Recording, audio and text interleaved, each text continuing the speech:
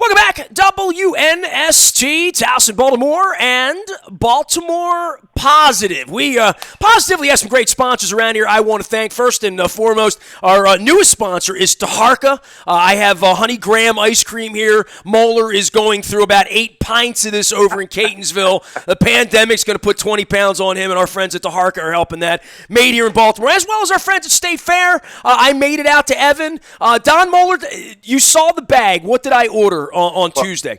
Well, there was no doubt in my mind there was some chicken and waffles in there, and you know, let me see. You probably had some shrimp and grits.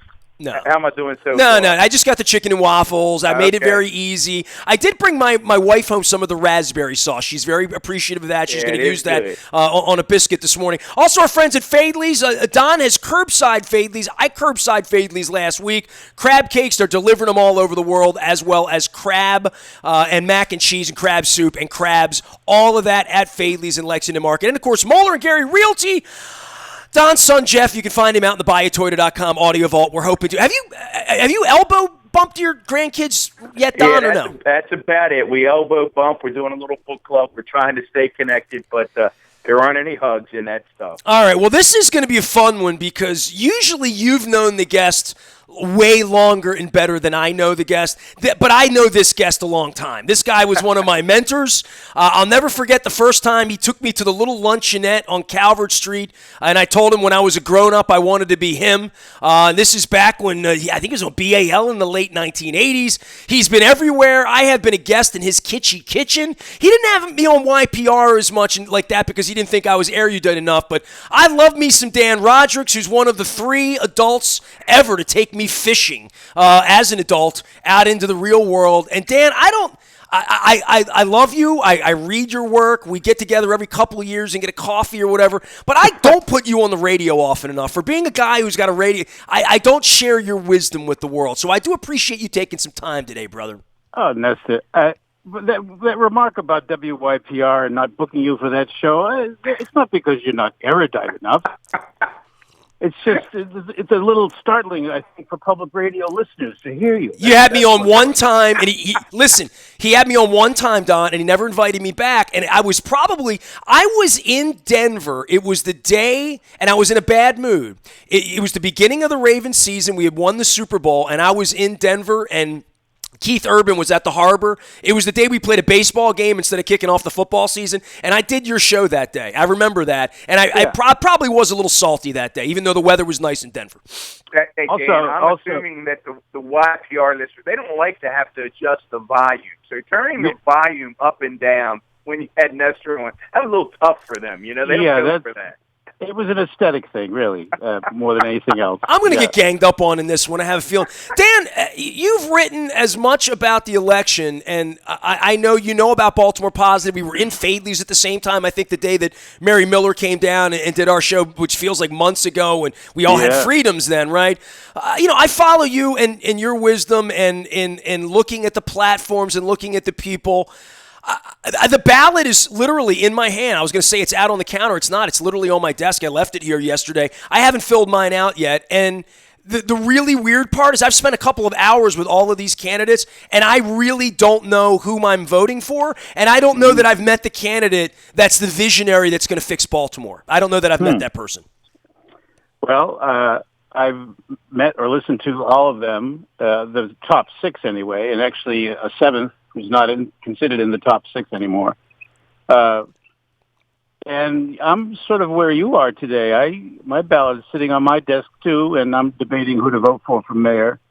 This is a very interesting election. I've heard some people, speak negatively of all the candidates. I don't feel that way about them. I think there's some good candidates in here. They all have qualities to offer the city. And it's a tough decision. I've actually never seen a primary like this. In 1983, Billy Murphy ran against William Donald Schaefer, and that was pretty interesting, but Schaefer won in a landslide. But nothing like this. So people, if you haven't, who are listening and haven't made up their minds yet, they ought to do some more reading about the candidates. You can go back and watch some of the debates that are online. This has been a very strange period because of the pandemic. Most of the campaigning has been done online virtually. The debates, the candidates have been at home or in their offices, not appearing with each other. So it is very strange. And the dynamic of the pandemic and the crime in the city is what I deal with in my column on today. This is Wednesday. A few months ago, what would you have said was the top issue on voters' minds? Would have said crime, right?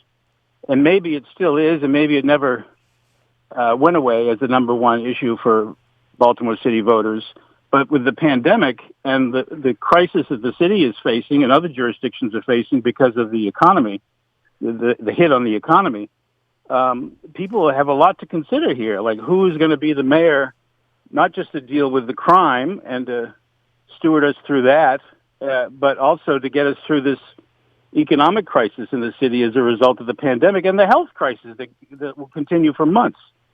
So, well, yeah, Dan, you raised so many points there. I ask you to continue with a couple. One, I agree with you. We have, and again, I encourage folks to jump back on BaltimorePositive.com and listen to the interviews with each of the candidates. We literally have more than 2 hours worth of interviews, unfiltered, long-form interviews where they can begin to really finalize a decision as to who they're going to vote for. I agree with you, Dan. I think people do a disservice to this group of candidates when they disparage them, because I think there are several in this group of 6 who actually have potential to be pretty darn good mayors. And I'm encouraged to hear you say that as well.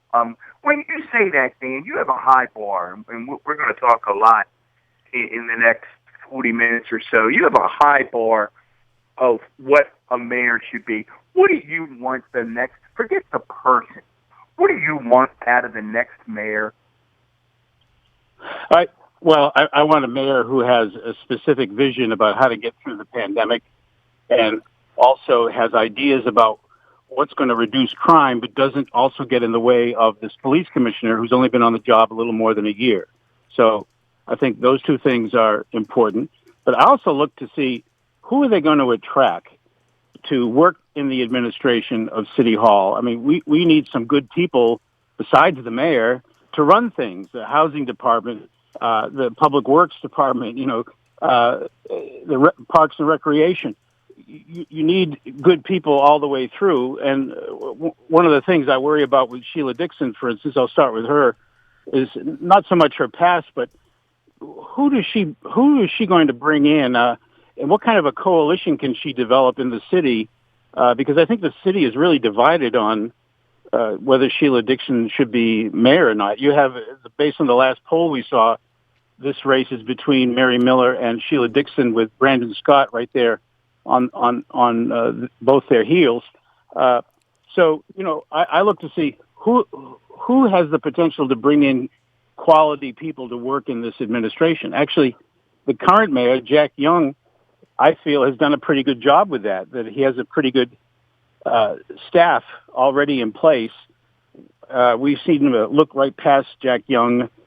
People in the polls don't seem to be very impressed with him as a mayor, although, you got to give him credit for having a pretty steady hand on things since he took over only a year ago in May of 2019. Well, and Dan, one thing I want to say about Jack, not to be completely interrupted, but he got 173,000 votes in 2016 for city council president. I mean, I went to Ballotpedia and I looked at that. I mean, we're talking about Sheila getting 46,000 and then 51,000, back in 2016. Right. To look at the math, Jack got 173,000 people to fill a bubble in for him.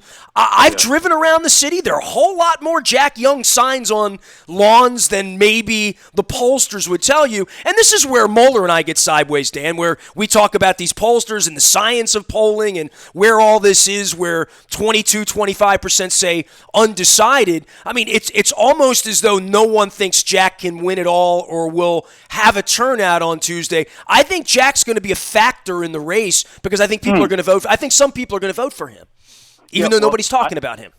Yeah, I tend not to look past him just yet, partly for the reason you state.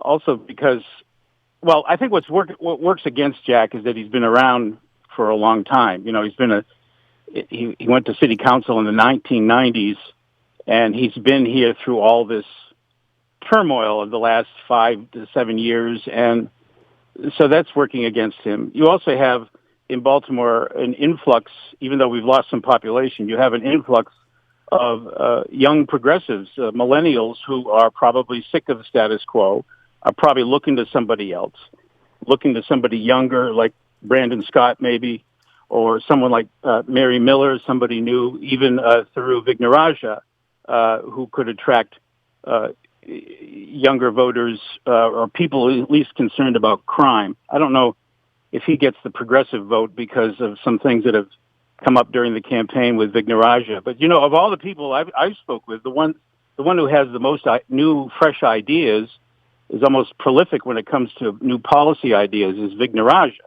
You know, but he doesn't seem to have gained any traction, or he lost some voters with some revelations about his connection with Sinclair, WBFF, that crowd, and the surveillance plane that he supports turns off some of those progressives I'm talking about. So, but Dan, didn't he also lose momentum? And you've covered so many things over the years where politicians sort of step outside the lane, so to speak.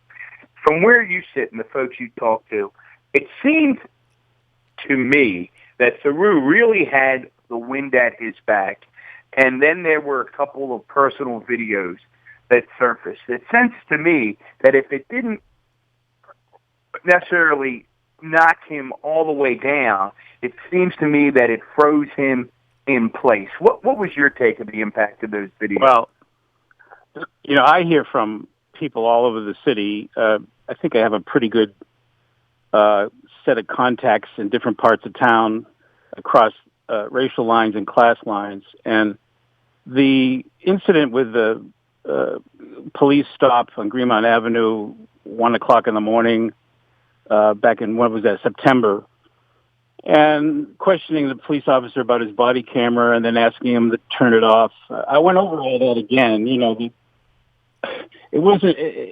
It's a strange situation. If you need to go back and watch the whole video, a police sergeant who arrives on the scene actually asks him if he wants him to shut off the camera, and then he does ask him to shut off the camera. But that I think that turned off a lot of people. Even though it's kind of a gray area for me, I don't completely fault him for that. Having met Thiru and talked to him a number of times, I can just see him asking the question, "Is your body camera on?" It's not something I would ask a police officer who stopped me at 1:00 in the morning. Well, I mean, we had him on the show, Dan, and I quite frankly said, you know, I got pulled over a couple of years ago in front of my place for a license plate. I said, the one thing I never thought is, does he have a camera on me, and would I ask him to turn it off? You know, it would never occur to me ever to do that to a police officer, and I wouldn't care. I mean, even if my hair looked like, I got pandemic hair right now, Dan, and I don't care, you know? But isn't that, as the question, like, why would you ask? Why would anybody ask? Right. Because they were embarrassed, they didn't want the moment recorded, or Thiru, you hear him, is that because he's in law enforcement, because he was a prosecutor, he was asking, I get the sense, to make sure it was on. You know, I don't know, it's kind of hard to believe that. But I think that, Don, to your point, I think that hurt him some. And when I talk about the young progressives in the city who are these are people who vote, I don't think they're crazy about the idea of the aerial surveillance. The jury's still out on. Well, where are you on that, Dan? I mean, that seems to be such a sticky thing, and it's a 21st century thing. And I live downtown, and I see planes, and I see everything in the sky. I don't know why that's so offensive when there was a shooting 8 hours ago, literally 3 blocks from my home, and and a carjacking, and a police officer was shot on Tuesday night. I don't know why you wouldn't want aerial surveillance. I don't know why. How is that offensive when the door knobs videos are? I support the American Civil Liberties Union, but I don't agree with them on this, or even my own newspaper on this issue. I don't see what the problem is if it gives the police another tool for making an arrest after the fact. I don't think it helps the police in the moment, but it helps them track down someone who, say, robs a store or commits a street robbery or carjacking. So I don't have a problem with that. To what extent that hurts Theroux, it's hard to tell. As I say in my column today, the poll I want to see is after the election, why the person who won, because there are so many different dynamics in this. You have mail-in ballots for the first time. Everybody's doing this by mail now or drop-in. That's a whole nother dynamic that sort of undercuts the so-called ground game of candidates who can get the vote out, who've relied in the past on getting people in buses and cars to go to the polls. Now they're counting on people filling out ballots and mailing them in or dropping them off, right? So there are so many different dynamics in this particular primary, and the person who wins is going to have a plurality of maybe 18% of the vote or something like that, maybe 19, possibly 20%. So, yeah, this is real interesting. The city, I've called it the most important city election of the 21st century because we need to get out of this tailspin that we're in. And I say tailspin, it's mostly because of crime. We've had a drop in population. We've had a sense of, government dysfunction. We've had corruption. We lost another mayor to corruption. We had police corruption. It's been such a pileup of problems over the last 5 years, especially, I say 5 years going back to Freddie Gray, that we need somebody to pull us out of this and be a real leader. And I mentioned Brandon Scott. I listened to him in the last two debates, and I didn't find him to be particularly forceful in his comments, the way he presented himself. He has a lot of good things to say, a lot of good ideas, holistic ideas about moving the city forward, but I didn't feel like his voice was very strong. I mean, not only physically, but in terms of his personality, how he presented himself as a leader. So some people may think he's just too young still, but I don't know. You got to watch him. He got the Suns endorsement, and I didn't have anything to do with that, but well, this is where the Suns endorsement. I saw visionary. I've sat with all these people, and I agree. And Don, I want to back up from the first thing I said because I don't have anything disparaging to say other than Sheila's track record, which would make her she's disqualified. I'm not voting for Sheila Dixon. I don't think she's the person to move the city forward. I don't think Jack Young. So I mean, I've sat with these people, but the other mix of people, I am very intrigued by TJ, and we haven't brought his name up. I have found, and he's had no money, and Don and I have talked about this for a year and a half. I've been out on the streets with TJ in various places where I just run into him, and I'm always struck by how many people know who he is. And when this thing shows up, they know his name if they don't have a TV and haven't watched television commercials. I've loved TJ Smith's campaign. I am strongly considering voting for him.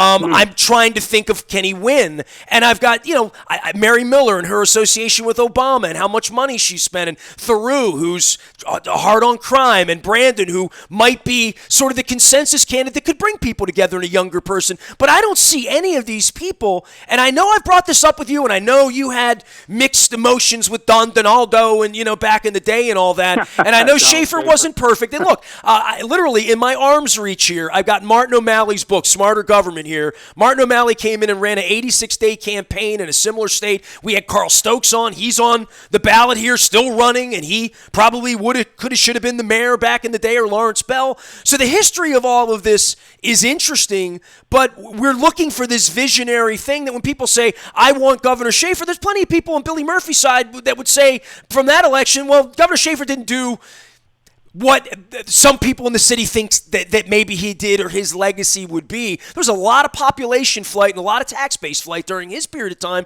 that wound up costing the city a lot of money as well, right? Yeah. Well, to bring it up to date here, then you would say, well, I need an executive who's very clearly the leader of the city, who people listen to, who can bring in good, talented people to work for him to get us through this coronavirus period, and then also be dealing with crime. That's a lot. So you might be looking for someone with experience, executive experience. Mary Miller's favor is her experience working in finance. I noted that she got her on the board of Baltimore Community Lending, which is a small community bank on the west side of the city, southwest side of the city, that does a lot of small business and housing lending that the big banks don't do. She involved herself with that, and she talks a lot about economic justice in the city and trying to redevelop areas that have been neglected for a long time, and that might resonate with a lot of people. That you need someone who's they recognize that crime is important, but also you got to deal with the business in the city. You have to bring more business into the city. You have to educate children. We haven't even talked about schools. The mayors since Schaefer have had it pretty easy when it comes to schools because they pretty much let North Avenue run things, and we haven't really had an education mayor in this whole time. So she does talk about that. Theroux has a plan. It calls it a Marshall Plan for the schools. And it's a lot. So you have to be looking for a person who can't do it all themselves, is clearly the leader, and brings in talented people to work in the city to try to improve it. So I don't know who that is. TJ is interesting because so many people know him from television as a police spokesman. I hear two things about him.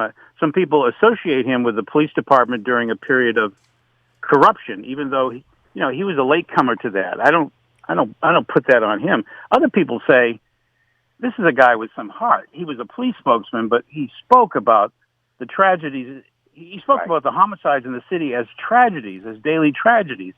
And I think that resonated with a lot of people. He lost his brother, right? I mean, it doesn't get any closer to home than that. Yeah. The debate, Dan, and I'd love you to weigh in on this. And we were with Dan Roderick, long time Baltimore Sun-Columnist. As a matter of fact, before I asked this question, I did the math, Dan. I mean, I'm feeling old, buddy. I got to tell you, because I've read you from day one. I mean, I followed Rose Papa and the lasagna and the whole shebang. Every time you wrote about Rose, I could see my mother in the kitchen. So you have been writing columns for 41 years, if my math is correct. I got out the calculator, which means to me that you have written over 5,000 columns. Is my math accurate? It's more like 6,000. Yeah, 6,000. No, actually, when I hit the 40-year mark, see, they gave me a column when I was 24 years old. Nesta knows this. Unbelievable. Nesta talks about me like I'm some old man, but I'm not that much older than Nesta. But anyway, they gave me a column when I was 24 in 1979 on the Evening Sun, a newspaper that doesn't where Nesta started, where it doesn't even exist anymore. Who gave you that column? Jack Lemmon? No, it was before him. It was Philip Heisler. Philip Heisler was the managing editor of the Evening Sun. He had been a longtime Baltimore Sun reporter. He was a war correspondent in the Pacific in the 1940s and during World War II. And then, he gave me a column in 79, and I was one of you talking to me. You really want me to do that? I felt like I'd only been a reporter here for like 3 years. Yeah. So for many years I wrote 3 a week. That's amazing. And then there was a period when I wrote 2 a week, and then I went back to 3 a week. So we did the math when I hit 40 years, and it was something like 6,000 columns, and that covered mayors, William Donald Schaefer, Dew Burns, Kurt Schmoke, Martin O'Malley, Sheila Dixon, Stephanie Rawlings Blake, Catherine Pugh. Speaking of Catherine Pugh, I wanted to make a point about the last election. When we ran polls in 2016, it showed that Sheila, trying to make a comeback, was pretty close to Catherine Pugh. And I think a lot of people ended up voting for Catherine Pugh because they did not want Sheila Dixon to be mayor again. That was in 2016. This 4 years later, some people may feel differently this time and want to forgive her and give her another chance. They remember that her term as mayor was pretty good compared to some other periods we've had in terms of crime, especially. So, she's definitely a factor there. But based on the last Sun poll, people who do not want Sheila Dixon to be mayor have to be looking at the two other contenders, Mary Miller or Brandon Scott. Well, Dan, it's an interesting, and then I want to go back and ask you to weigh in on something I'm going to share about TJ and the debate that Nestor and I have. But an interesting fact about 2016 election, and we've shared this before on the air, is that on election day vote, on the people who voted, which we're not going to have this time, so that changes the whole equation.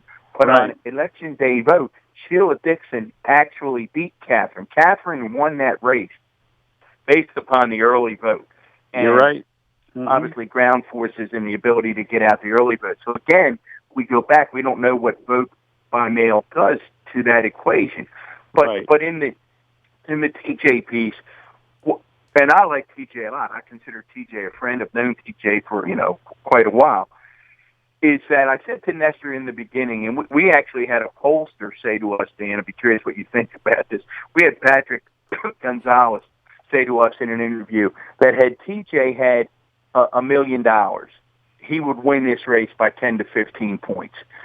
He didn't have $1 million. He literally had basically no dollars. And what I've suggested to Nestor is that as much as we all want to have this sort of Mr. Smith goes to Washington dream of politics, the reality is you aren't winning a major metropolitan election without a significant war chest. Do you buy that as well? Yes. I don't know how else you could do it. And I think Gonzalez is correct there because aside from Sheila Dixon, who had the most name recognition in this, T.J. Smith, who had the highest profile in recent years from television, even more so than Sheila Dixon. I mean, Sheila Dixon was mayor, in 2010 she left office. That's 10 years ago. So there's a whole generation of people who've moved into the city or grown up and become voters since then. So yeah, I agree with that, but he couldn't get that traction from donors to get the money he needed to get on TV. And yeah, I think that's true. Sometimes people vote just in instinct, saying this guy cares. Let's give him a chance. Crime is the major issue. That's his focus. Let's go with that. But what I'm saying to you, and you know this, is that because of the pandemic, there's a whole nother layer of what's needed in an executive who runs a city.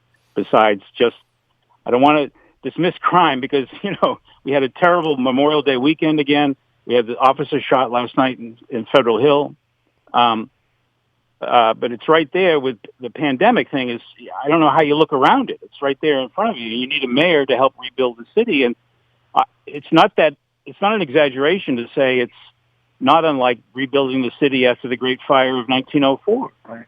No, it's interesting, Dan, in your paper recently, the former president of WJZ and president of a community association now in the city, Jay Newman, wrote a piece in which he talked about the importance of fiscal management of the next mayor, saying that it will be very, very easy for the next mayor to immediately fall back on what, I don't know if he called it knee-jerk or others do, but the easy fix, which is across-the-board cuts, personnel cuts, let's just slash everything right now. And I think, I think Bill Henry on recently for us, and he happens to be the only candidate that we've actually endorsed here at Baltimore Positive because we think we need a change in the controller's office. But Bill also talked about the need to resist that and to really have the mayor, the controller, the city council come together, roll their sleeves up, and really begin to have an important discussion about priorities in the city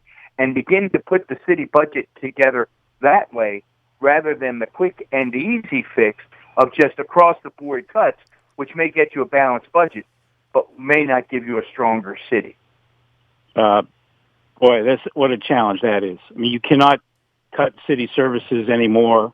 I don't see how you can. The city, you need to have trash pickup. You need to have recreation centers open for kids. There's so much you need to do, and that he's right about that. So he's probably leaning toward Mary Miller on that. When it comes to that, her executive experience in finance is, well, there's no one else in this race who compares to her there.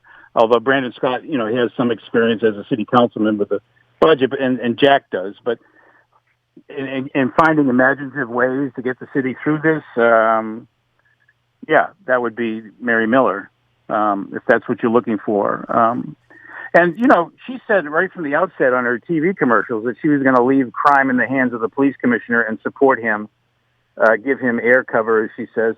And there's a lot of people say, yeah, we've been through too many police commissioners. You got to give this guy a chance. He seems okay.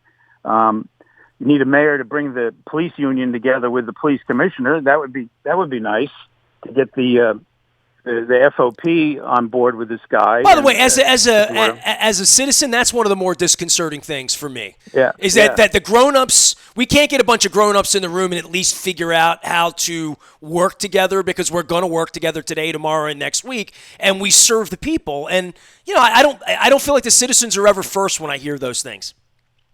Well, one of the things I worry about with Sheila Dixon would be, if she becomes mayor, how does she pull together this coalition that you need to build across the city, across the races, across the classes, to move the city forward. And I think she's still kind of a divisive candidate. I got to say that on the debate, the NAACP debate that was online a couple of weeks ago now, or was it just last week? I can't remember. She's chastising T.J. Smith over his pension deal with Anne Arundel County and his salary deal with Baltimore City, and using the word corruption. And I'm sorry, I can't go there with. She shouldn't go there, and I can't get on board with that. Well, there is some audacity in all of it, right, for Sheila. I mean, she's got some chutzpah, to get involved in this. Dan Rodrick is our guest on Baltimore Positive. Of course, former Baltimore County Executive Don Moeller here. Dan, I mean, we talk about these candidates and the other races and Bill Henry and the city council president and trash pickup and all those other things, but I want to give you a little bit of oxygen on Save Our Son. I want to throw a lifeline your way and say thank you for taking me fishing. Tony Tochterman came on recently. Dennis Kolatzis, one of my sponsors and dear friends from Coons Ford, he's been going fishing lately. You're the fishing guy. And I guess Save Our Son for me. I worked at the Evening Sun. I have taken this month to share an album a day every day. You remember when I had long hair and I was the music critic around our newspaper? Yeah. I found one old paper where I was the lead story above the fold on A1. And my wife's like, why did you keep that? And I'm like, that's all you lived for in life, was to be like on A1. What was the story? It was Pier 6 short on money. It was a news story. That Pier 6 was in financial trouble in 1989 or 90, and it was one of those breaking stories that we moved above the fold for the Chaser that day. Yeah, so we're doing newspaper. So all of this. Nestor, hold that. So you make me laugh, and Dan will know this, because he enjoyed Kevin Kamenetz, and he likes covering Kevin, and they two smart guys. They love to spar back and forth. Even at Kevin's funeral, his wife Jill made the comment. Kevin's famous line when we thought we had a good story and I was happy about it and something good was happening, and I'd say to him, "Hey boss, it's going to get good coverage. This is a good thing." And inevitably he'd say to me, he had one question: is it above the fold? Above the fold. and then you would say, which page? We'd have the greatest story in the world. And son of a gun, if it wasn't above the fold, Don, it wasn't above the fold. Yeah. There are people, you realize there are people listening who have no idea what we're talking about because they don't hold a printed newspaper in their hands and understand that, right? Yeah, above the fold, right, up here. Yeah. But Dan, we talk about Sheila Dixon's transgressions. We certainly can talk about Catherine Pugh as, overtly corrupt through all of this. And all of the issues we've had here with the police and the gun task force. And now a Pulitzer Prize, right? Like your institution, which I've had a love, hate, competition thing for most of my life. I worked there from 86 till 92. All I ever wanted to do was grow up and be Oscar Madison, right? And be a sports writer, right? And seeing where newspapers are and your association with it and the hand-wringing that goes on when these things at Cleveland goes out of business and New Orleans goes out of business.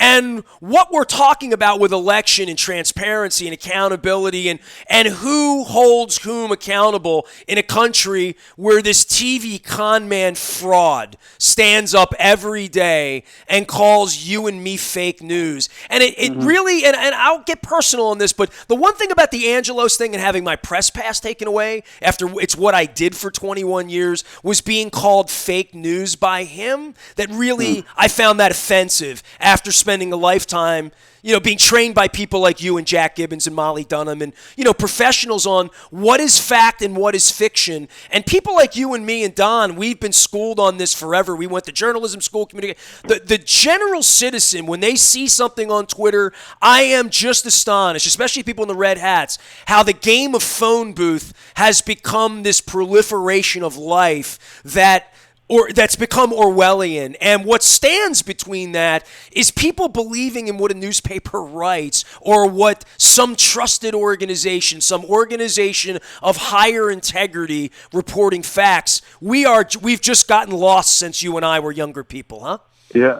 Well, I don't think we're completely lost, but it is very disturbing to me, the number of people who don't read a newspaper, have no respect for newspapers, and just turn to Fox News or Facebook or whatever they hear on the AM radio. So I wanted to quote Alex Jones, who's a dean at Harvard, who wrote a book, actually a sort of an essay about the iron core of news.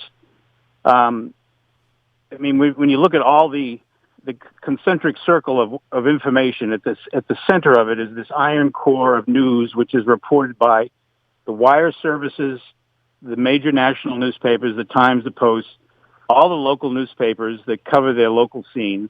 This is the iron core of news. If you don't have the solid iron core of news producing news, actually, reporting on government, reporting on business, reporting sports, reporting. Not the Kardashians, by the way, which has become... None of that stuff. Yeah. That's all way outside that circle. But, even when it comes to celebrity news, you could say some celebrity news is in the iron core because you need to know, when a famous movie star dies or something or does something outrageous. But anyway, in the core there is this, where the news comes from. It emanates from. Everything we talk about, everything you guys talk about on the podcast probably emanates in some way from something you read in the newspaper or that you heard on television because some TV news director picked up a story that was reported in the Sun or the Post or something, right? So you have to have that. That needs to be supported. And what we've found out over the last 20 years, especially since the Internet, is that unless advertisers support it, it's gonna fade and die. And unless readers support it with subscriptions, it's going to fade and die out. Craigslist came along and knocked classified advertising out of newspapers. That was a slush fund. That was a keen revenue source, important revenue source for newspapers for years. And classified advertising virtually disappeared when Craigslist came along. That was the first big hit. And then, as you had more and more corporate ownership and profits, higher and higher profits expected from newspapers by these companies that own them, they devoted less to the resources. And the resources are reporters, photographers, sports writers, editors, copy editors. We have one copy editor at the Baltimore Sun now. The rest of the copy editing is done in a central location in Chicago, but even there's not very much of it. When Michael Phelps is in the Olympics and his hometown newspaper does not send their own photographer to cover him, their own reporter to cover him, that's sad to me. That's something that we used to do. We wouldn't even have a second thought about it. So corporate profits and developing and keeping this iron core of news do not go together. It's become very difficult to pull off, to give Wall Street the profits it wants. Well, then that leads us, Dan. That leads us to what Nestor alluded to a few minutes ago. Save our son. We love to save our son. We've had Matt Gallagher on. We've had Ted Venetoulis on. Again, I would direct folks, Baltimore Positive, go pull up those interviews. I say to you, as someone who's got decades and 6,000 columns, and loves newspapers, and including holding them in their hands, which, as you said, hardly anyone does anymore. They hold their phone instead. Well, there's still like thousands of people who do that. It's just that there's a lot that you just read it online now. You know, which is fine, as long as they pay for it. I agree. So the question becomes, Dan, is a nonprofit alternative the future of the daily newspaper? Well, remember I talked about WYPR and public radio in the beginning, and I don't know. That's a pretty good model. It's supported by people who want good information and credible news, right? And conversation, and to learn things every day. People who have a lifelong love of learning turn to public radio. That's member supported. It's in part supported by some subsidy from the government, but not very much, not as much as it used to be. So why doesn't that model apply for newspapers? And can you make the transition now from an entity that is owned by a corporation to a nonprofit model? I think it can be done. This is a serious bid we have here with two foundations that, have some deep pockets to make a serious financial offer to Tribune. I hope they go for it. One of the major shareholders in Tribune announced the other day that he thinks they ought to be selling off the newspaper to local ownership again. It's a major thing to hear from a major Well, the only way it's going to work is to be local, Dan. And, and this is where I step in and say I spent years trying to put the Sun out of business, right? Like 2006, 7, and 8, when I saw the online opportunity, I thought, I can have a sports section as good as the Sun, or I can do something credible online, and I don't have that printing press down there and those trucks and the unions and all that. That was my thought, was I can get my piece of the pie in sports by having an online newspaper, and I'm built for doing it. I mean, I was trained to do that, right?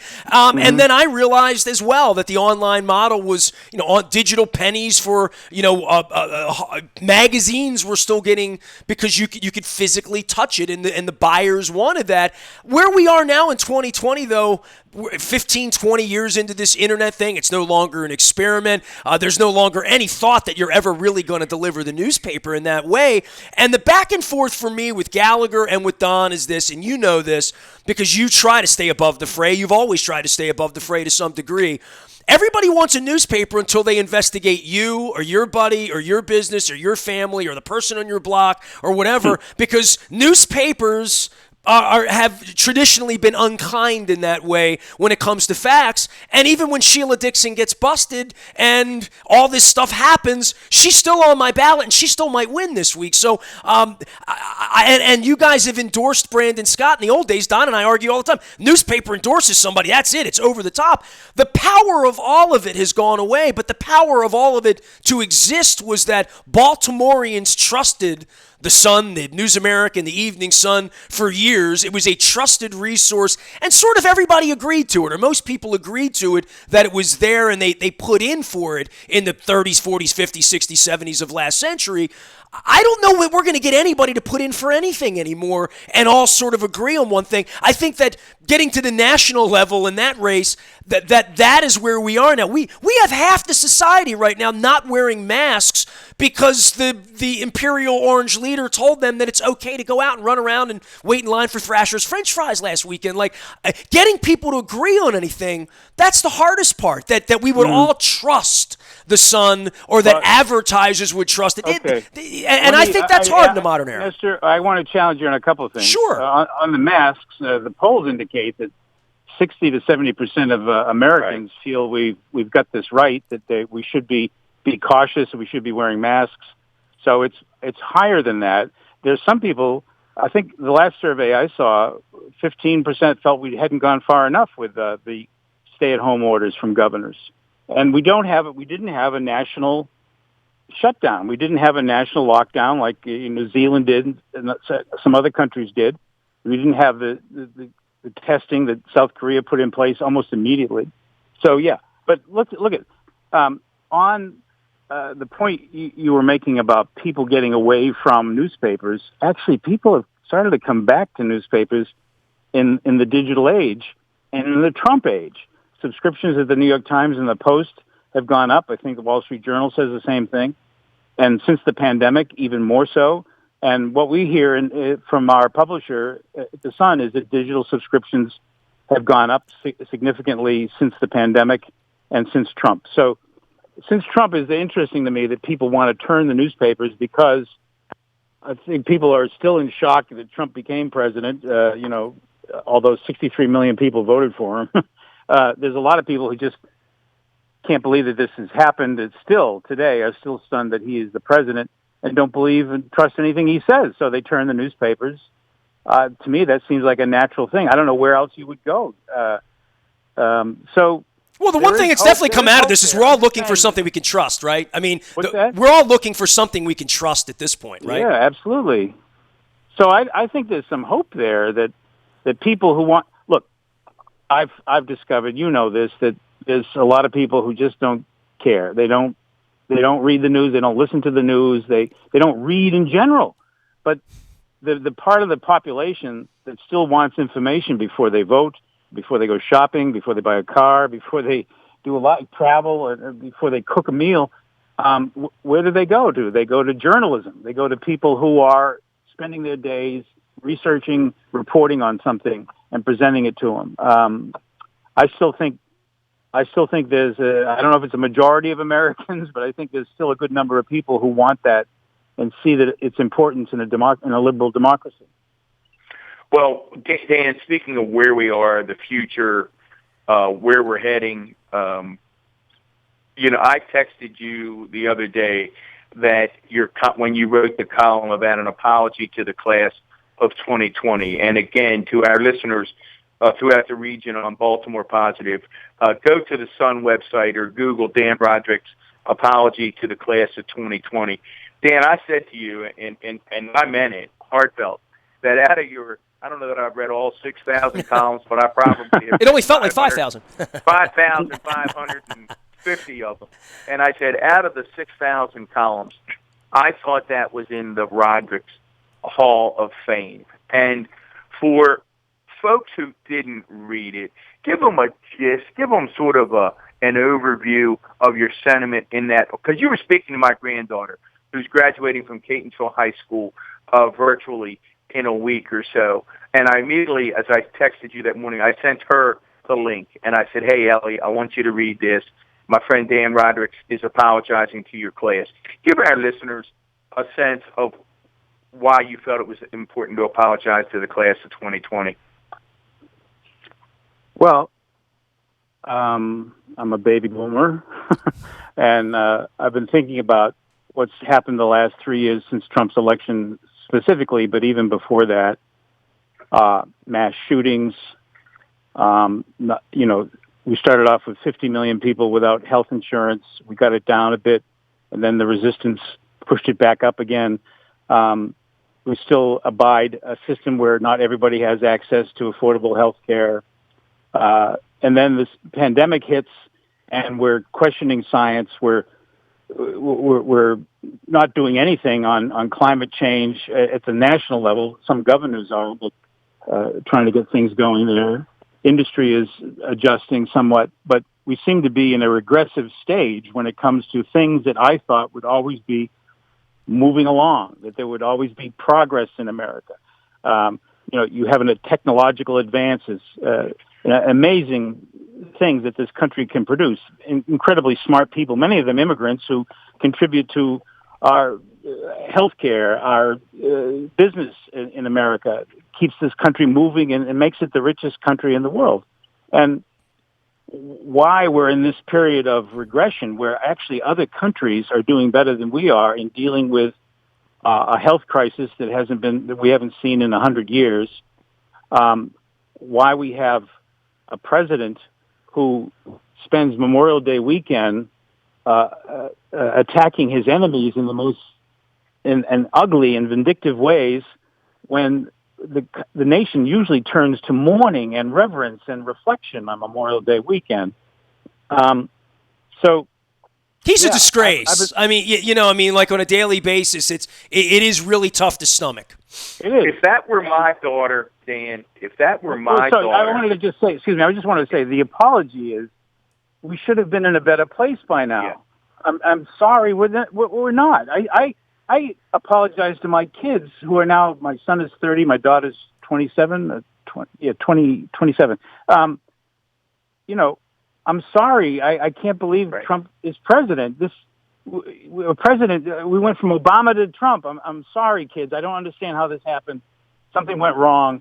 And every time there's a mass shooting, I say, well, what are we going to do? When are we going to do something about this? So that's what fed into my wanting to congratulate the class for getting through the high school or college, but also to apologize to them. Well, it is, again, to our listeners, it is a brilliant column. It is one that if you still do get a hard copy, you ought to cut out and just keep on your desk. If you get it digitally, hit click and print it out, because it really does capture the feelings of so many of us. So Don, I got to say something to you.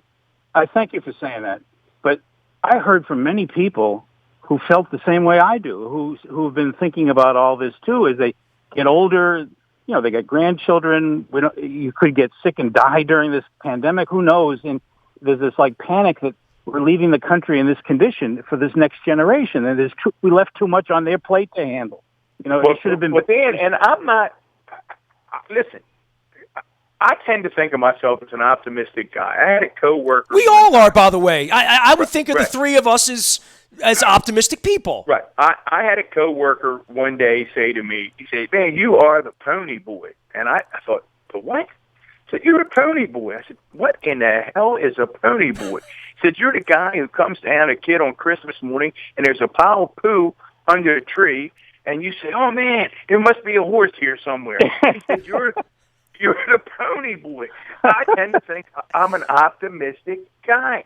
But I have to tell you, that optimism is being tested. No, but that's what this election's about. That's why we get together and vote. Correct. If on November the 3rd of this year, and actually I'm going to tell you why I'm not as optimistic as I normally am on both scenarios. If on November the 3rd, the Electoral College, because I think it's clear Biden's going to win. If Hillary won by 3 million in the popular vote, I'm pretty comfortable that Biden's going to win somewhere between 4 to 5 million more in the popular vote, but it doesn't matter. So if somehow in this aberration that we call the Electoral College puts Trump back in, then the number of people in my circle who are not just overreacting, but who are seriously saying to me, I am going to have to take a hard look as to whether or not this is the country I want to live in.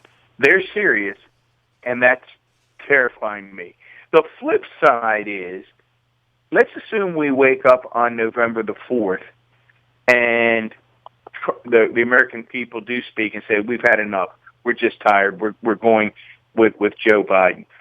I don't have any belief whatsoever that Trump will go quietly into the good night. I believe, and my brother espoused this 5 years ago, and I thought I wasn't sure he was correct. And the more I look back at it, I think he was.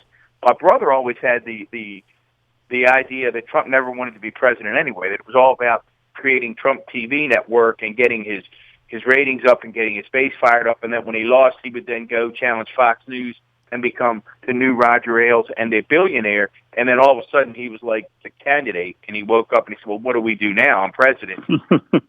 I'm pretty confident that if Trump loses again after he screams and shouts about the election being rigged, that we'll be looking at Trump TV, which will only drive us further into our bunkers. And I don't know how we survive in these bunkers that we've created, Dan. Yeah. That's the biggest problem is described by a man I met on the number 51 bus a few months ago, who asked me if Trump was going to be impeached. And I said, yeah, he's probably going to be impeached. I don't know if he'll be convicted, but he'll be impeached. And this older man said to me, well, it's not him I worry about. It's the 63 million who voted for him. Right. Correct. That's where I am. Yeah. We still have a country that opted for him. And still supports him, I guess. When you look at his approval rating, I can't believe, like 40% of people think he's doing a good job with this pandemic when he basically said, screw it, I'm going golfing. Right.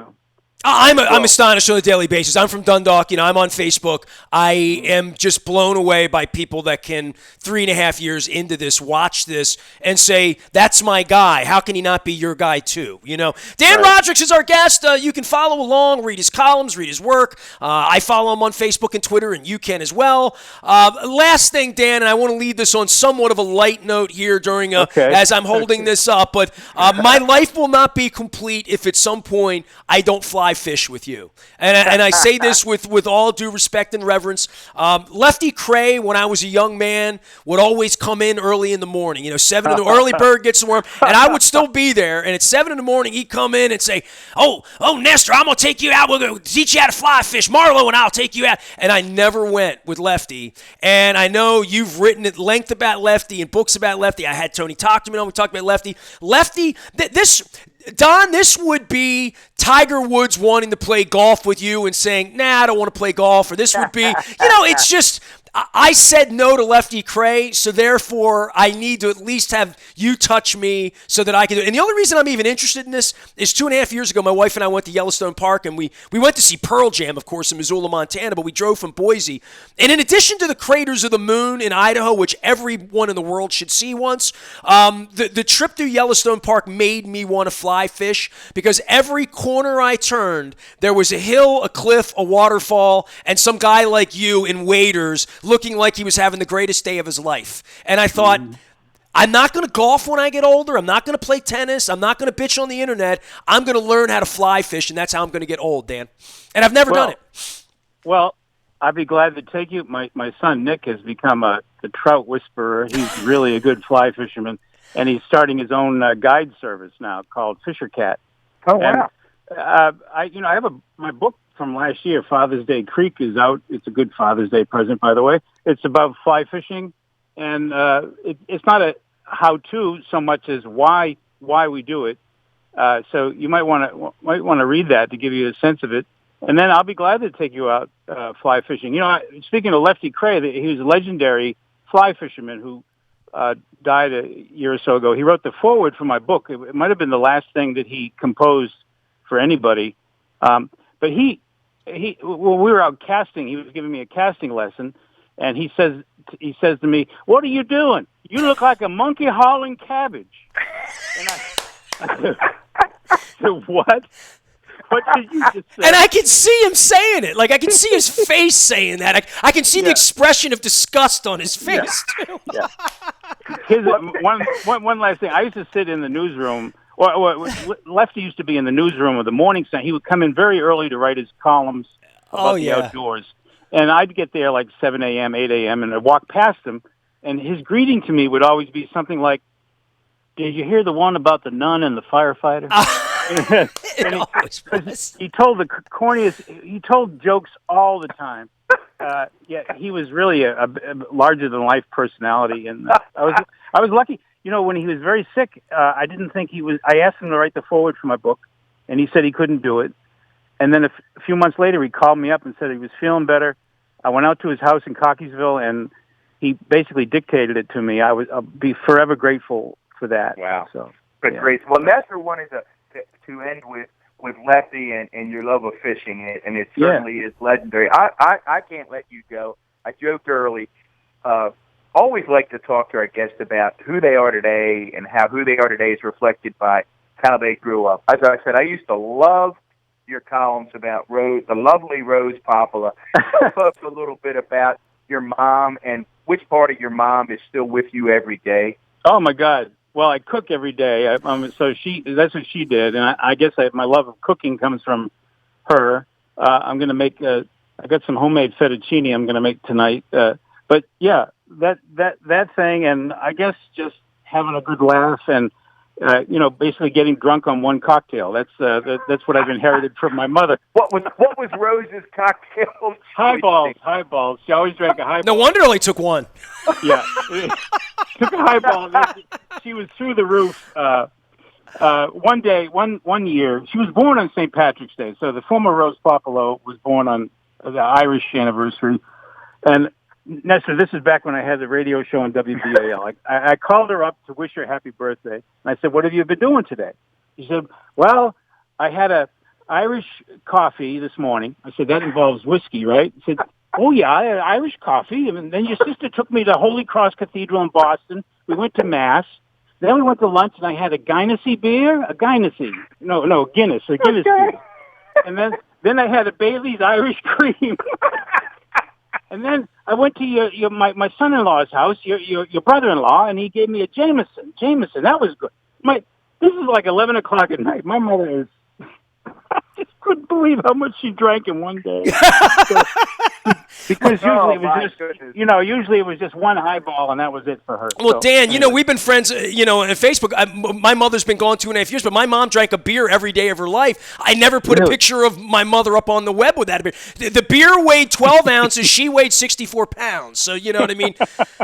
Hey, we obviously are, big fans of your work and big fans of the Sun and former colleagues and all that. We appreciate you taking some time. And I'm sorry I told you it'd be a half an hour. It's never half an hour with Moeller. It's always an hour, all right? That's fun. No, this was fun. I enjoyed talking to you guys. Well, thank you very much. Yeah, well, thank you for inviting me. I'll never be a good fisherman. I talk too much. On, Dan, after the election and try to analyze what happened. That would be fine with me. And also, Nestor, at some point, when this pandemic is, I don't know, when we can do it safely, I'll take you fly fishing. I would love that. And the worst part, the best part is you won't have to talk to me because you can say to me, shh, you're scaring the fish, shut up. And my wife really wants to go, so she can just do that. You know what I mean? And an entirely quiet day with me on a pond. Imagine it. All right. Yeah. All right. Dan, Mike sent me a text. He said, you got to get back out. The fish are running. He wants you on the boat and go out and catch some of those rockfish down there in Cambridge. And the little chop tank. Okay, well, thank you for the invitation. You got it. I just want to have some fresh lemon and pepper on that rockfish. Don Moeller, former Baltimore County executive, is my partner for Baltimore Positive. Dan Roderick, of course, you can find out at the Baltimore Sun and Save Our Sun and winning Pulitzers and holding people like these people on the ballot accountable once they are elected. So please vote. We're telling everybody to do that out of Baltimore Positive. All the mayoral candidates are also candidates for Baltimore City Council President as well as controller, and all sorts of evaluations, prognostications, and dissertations, I should say. I am Nestor. We are WNST.net, AM 1570, Towson, Baltimore. Keeping calm, staying local. Nothing more Baltimore positive than having Dan Roderick around here today.